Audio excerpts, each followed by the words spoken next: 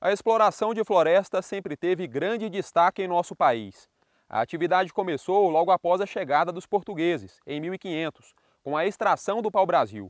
Atualmente, somos referência mundial no cultivo de árvores para fins comerciais. Átomos e inferências, robôs que trabalham sem terno, resíduos postos à venda, vacina contra o cemitério, conforto e freio nas ganas, planeta é mais que hemisférios, ciência mata, ignorância, desvenda olhos e mistérios.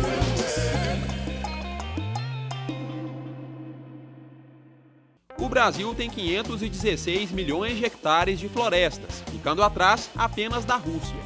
Desse total, 7 milhões de hectares são de florestas plantadas. Nas últimas décadas, o cultivo de árvores no país cresceu 44%. O setor contribui com importantes 4% do produto interno bruto. O cultivo de árvores leva o nome de silvicultura. Já tinha ouvido falar desse nome? Para saber um pouquinho mais sobre essa ciência, nós vamos conversar agora com a pesquisadora da Embrapa Florestas, a Cristiane Fioravante. Cristiane, a silvicultura está em franco desenvolvimento no Brasil, né? A silvicultura, Divino, ela tem sido objeto, né, de estudo e de plantio aí por grandes empresas e mesmo pequenos e médios e grandes produtores há bastante tempo no Brasil. Ela começou a ser cultivada em grande escala a partir dos incentivos fiscais do governo na década de 60.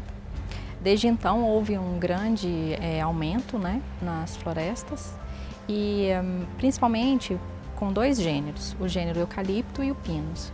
O eucalipto possui uma adaptação um pouco maior a uma vasta gama de condições ambientais e por isso ele ocupa aí aproximadamente 70% dos 7,5 milhões de hectares plantados hoje no Brasil. O pinus já fica mais restrito a áreas que têm mais frias, né, de acordo com a espécie plantada. Basicamente, esses dois gêneros eles têm suprido produtos de grande utilidade pública, que é produção de celulose e papel, que é bastante utilizado no nosso dia a dia, carvão vegetal, usado aí basicamente por grandes empresas siderúrgicas, né, no processo aí de produção de aço, painéis de madeira, por exemplo, os aglomerados, os MDFs, né, os compensados, que a gente vê bastante, né, com bastante uso na produção de móveis, e também na produção de madeira serrada para compor construção civil, mobiliários, dentre outros.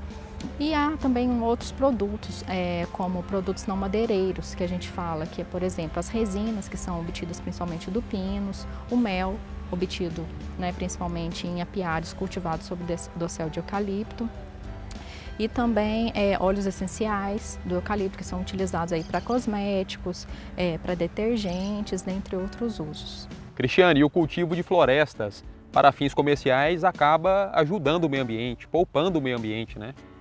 Divino, as florestas, quando plantadas, quando elas são bem conduzidas, elas contribuem muito para a sustentabilidade ambiental. Principalmente porque a silvicultura brasileira hoje, ela supre mais de 90% da demanda de produtos existentes no mercado. Por exemplo, a produção de celulose e papel ela é 100% de florestas plantadas, ou de pinus ou eucalipto, a depender do caso. As florestas plantadas, elas contribuem para que a gente explore menos as florestas nativas, aliás, que a gente explore muito menos. Muitos dos produtos que podem ser obtidos, seja de florestas plantadas ou de florestas nativas, mas que têm sido obtidos de florestas plantadas, a gente consegue uma produtividade maior numa área menor. A gente não precisa de desmatar, né? As florestas que são cortadas, as florestas plantadas que são cortadas, elas são cortadas com essa finalidade de produção, são plantadas e cortadas com essa finalidade de produção. Então, portanto, elas contribuem sim para a preservação do meio ambiente. O bate-papo agora é com Carlos Sete Júnior, que é doutor em tecnologia da madeira. Carlos, de que forma que a tecnologia está inserida aí na silvicultura? Bom, a ciência e tecnologia da madeira contribui muito com a silvicultura, né? Na verdade, ela é uma ciência que estuda a qualidade da madeira para diversos usos e aplicações. Avaliamos desde célula, nível celular, dimensões de fibras, a chamada anatomia da madeira, que é uma ciência base para poder entender o comportamento da madeira. Ela possibilita, por exemplo, a identificação das espécies, né, madeireiras exploradas da Amazônia. E aí nós temos propriedades físicas, densidade de madeira, que é um volume, peso por volume, uma das variáveis mais importantes para prever o uso. Propriedades físicas e químicas, ou seja, uma gama muito grande de análises que nós fazemos na ciência e tecnologia da madeira, prevendo o uso adequado.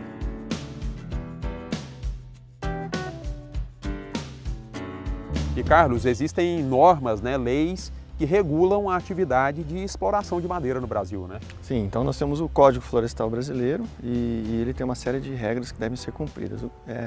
A questão da exploração madeireira da Amazônia, por exemplo, ela é bem peculiar do Brasil e nós temos uma série de problemas associados à exploração dessa madeira amazônica, né?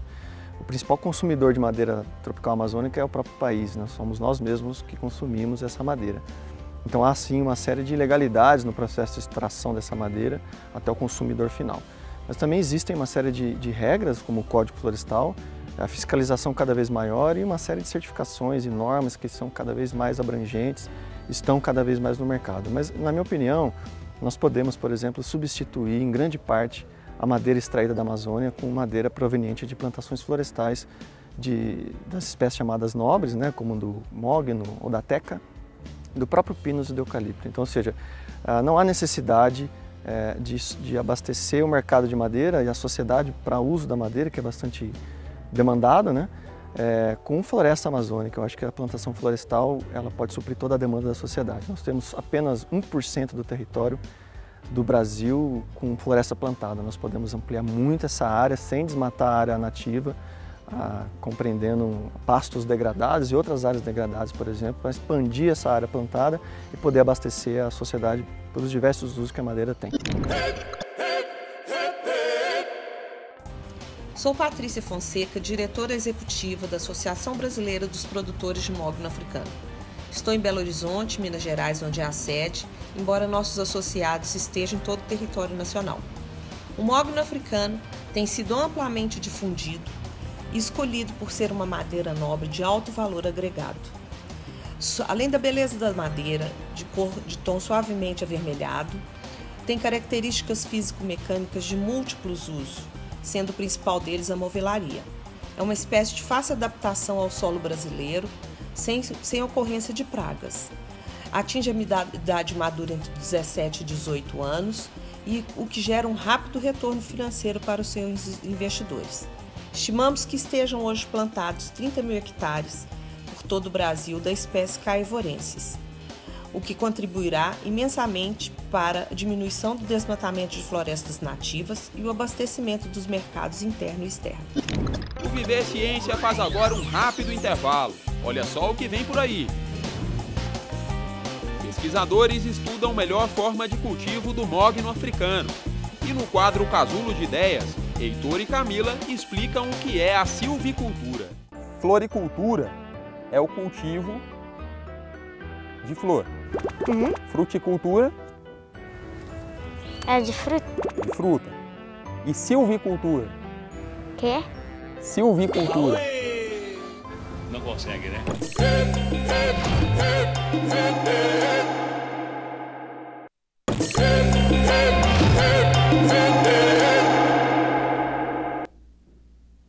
Viver Ciência de volta, agora com as participações de Cibele Barreira, que é doutora em recursos florestais e professora da Escola de Agronomia da UFG, e Can Roberto Ormin Borges, que é engenheiro agrônomo e diretor da empresa Mudas Nobres.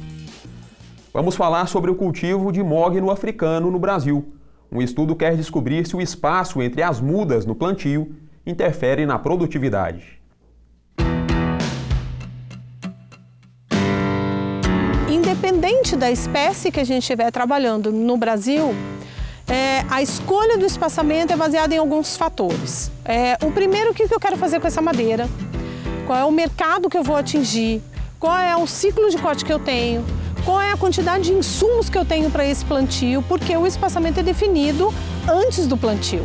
A gente ainda tem, no caso do mogno africano, alguns questionamentos ou lacunas para serem respondidas. Se eu quiser trabalhar com o mogno africano num sistema de LPF, qual o espaçamento, que é a integração lavoura-pecuária-floresta, qual espaçamento eu vou utilizar? Se eu quiser trabalhar com uma movelaria mais fina, em que eu não preciso de árvores de grande diâmetro, qual é o espaçamento que eu vou utilizar? Para pranchas maiores, que vão dar origem a grandes móveis, qual é o espaçamento que eu vou utilizar? Foram essas perguntas que levaram a gente a desenvolver um teste de espaçamento.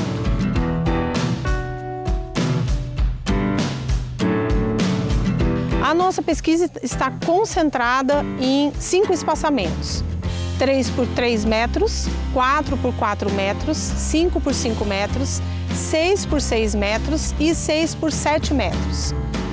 Nós estamos já partindo para a segunda avaliação desse experimento e já temos pelo menos um indicativo do que está acontecendo nessa área. Isso já nos dá a possibilidade de definir qual é o melhor espaçamento? De forma nenhuma. Esse plantio tem 3 anos e isso é muito pouco perto de um ciclo de produção do mogno africano para que a gente bata o martelo e diga qual é o espaçamento para cada um dos objetivos.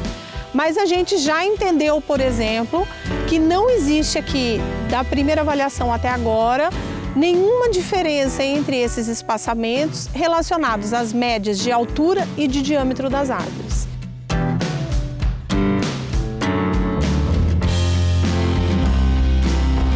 Quando a gente utiliza espaçamentos mais densos, ou seja, muitas plantas numa área, a tendência é de que a planta cresça em altura para buscar luz, para buscar espaço. Então ela vai desenvolver um pouco mais em altura e menos em diâmetro num primeiro momento. Esse aspecto, quando avaliado, parece ser sempre uma tendência das espécies que são plantadas em monocultura. Talvez o mogno também siga esse mesmo padrão.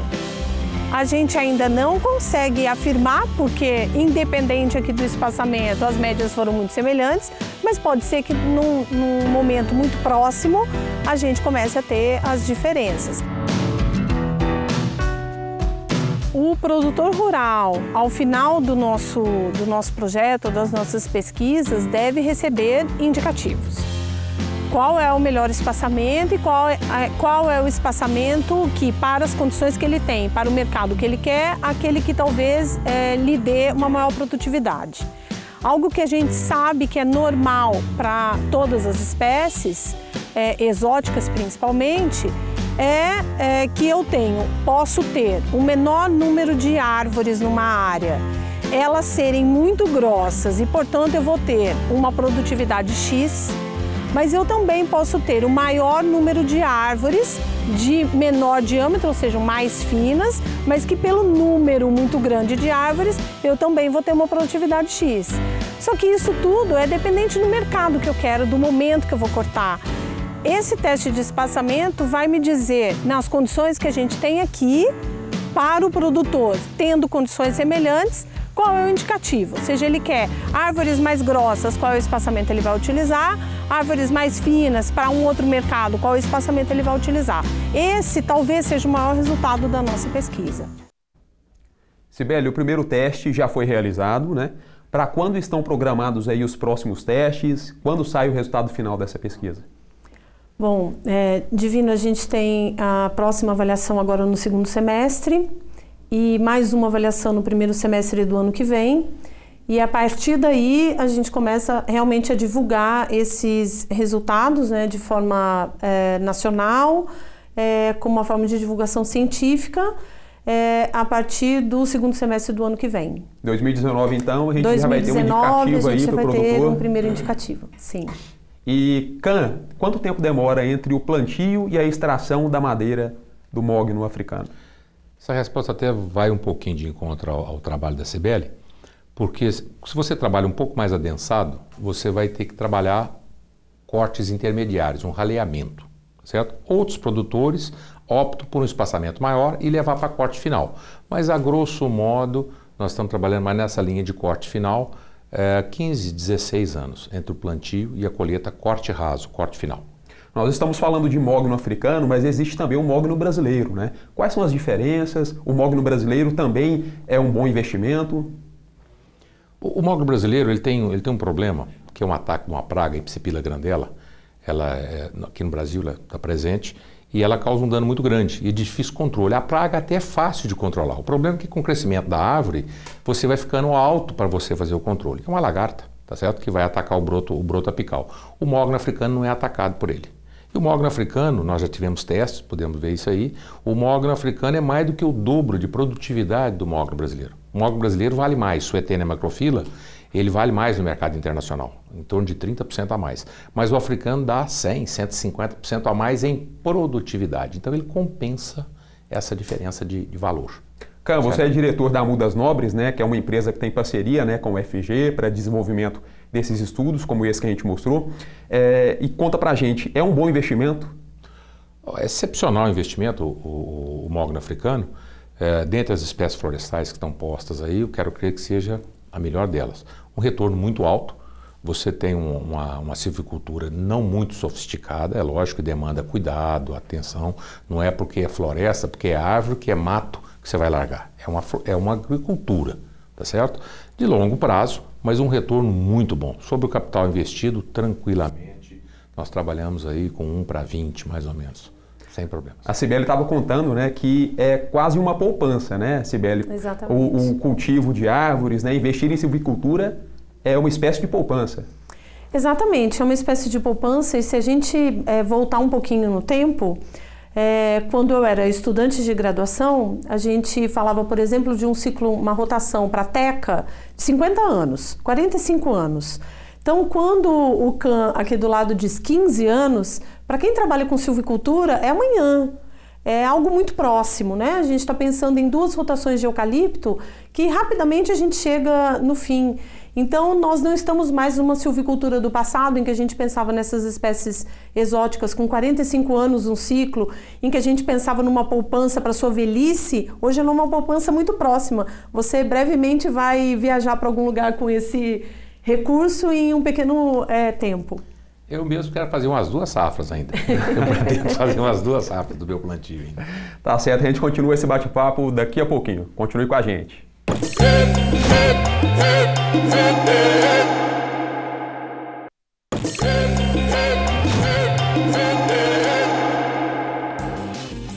Antes de plantar é preciso planejar. Mas planejar exatamente o quê, hein? A Camila e o Heitor responderam a esse questionamento. Casulo de ideias no ar.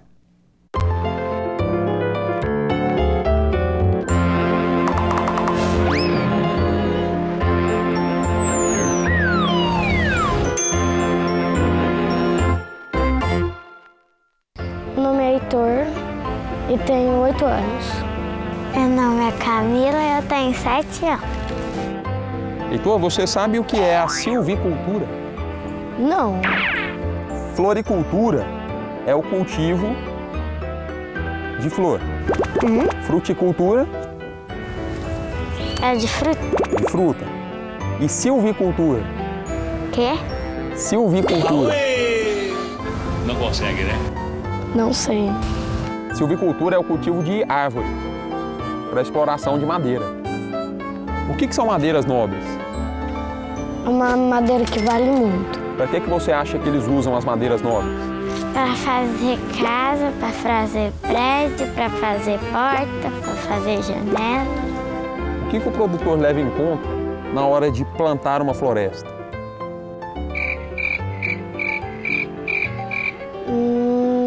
Ele pode ganhar dinheiro. Se a terra tá boa. Se a terra tá boa, o que mais? Se ele tem os materiais. Que materiais? A água, se tem luz no lugar que ele vai plantar. Se ele tem a semente para plantar, porque não dá para plantar uma árvore sem semente. Ele também tem que ver se pode colocar a árvore na terra, porque se a terra for do vizinho, o vizinho vai brigar.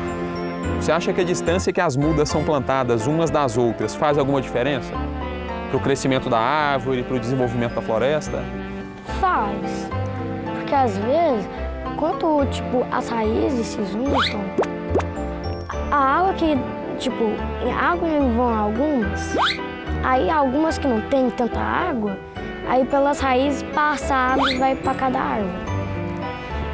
Tem que ter uma distância boa, igual aquela, e Isso aqui, porque aí, se ficar muito perto, ela vai crescer pro lado, vai derrubar a outra.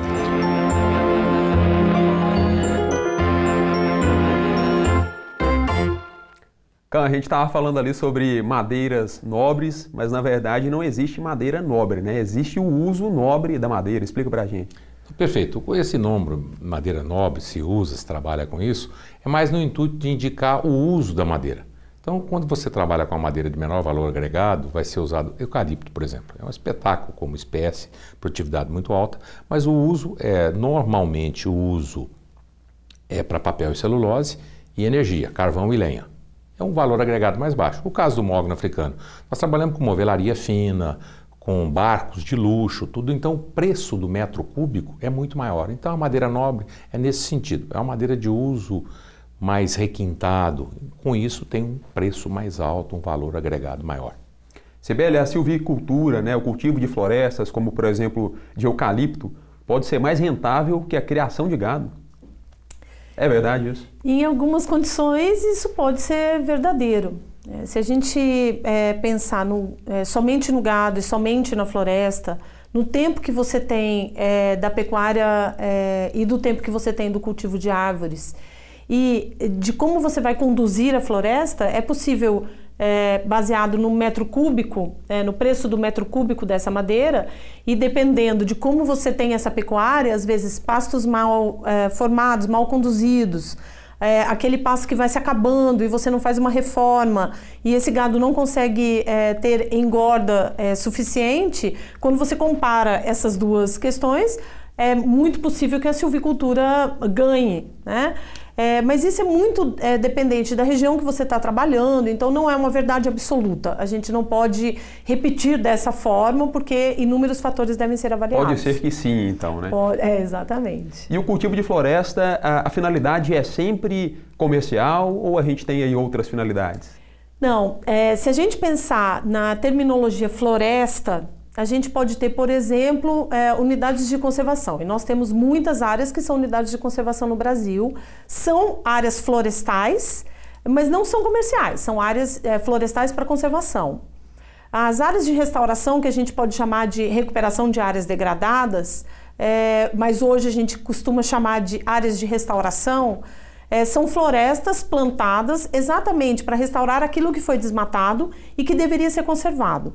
As áreas de preservação permanente, citando uma delas, que são as margens de curso d'água, são florestas e não são comerciais. Nem devem ser comerciais e legalmente também não podem ser comerciais. Então, são florestas e são florestas exatamente que vão fazer os serviços que a gente chama de serviços ambientais e que a gente dificilmente paga por eles, né? A gente não paga para a floresta nos ajudar a preservar a vazão de curso d'água, por exemplo. O bate-papo está muito produtivo, mas infelizmente o nosso tempo acabou. Cibele, muito obrigado pela participação. Eu que agradeço, uma excelente oportunidade. Cão, obrigado pela presença. Eu que agradeço pela oportunidade. Muito obrigado. E obrigado a você que nos acompanhou até aqui. Na semana que vem tem mais Viver Ciência. Nossas redes sociais estão aparecendo aí na tela, o nosso site também, YouTube, Facebook, Instagram. Deixa lá seu comentário, beleza? Obrigado pela atenção, um abraço e até a próxima. Tchau!